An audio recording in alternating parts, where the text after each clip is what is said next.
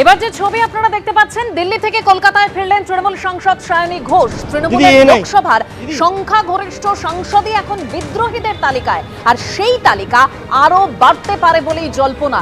শোনা যাচ্ছে যাদবপুরের তৃণমূল সাংসদ সায়নী ঘোষ, কলকাতা দক্ষিণের মালা রায়, আসানসোলের শত্রুঘ্ন সিনহা এবং আরামবাগের তৃণমূল সাংসদ মিতালি বাগও বিদ্রোহীদের তালিকায় যুক্ত হতে পারেন।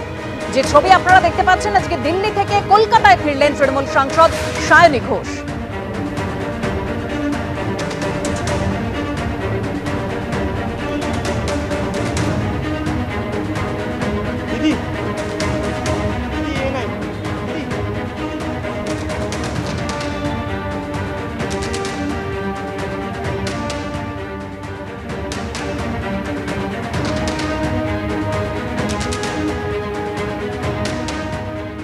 উনি এত মুখ ঢাকতে যাবেন কেন? উনি এমন কি করেছেন যে মুখ ঢেকে চলাফেরা করবেন?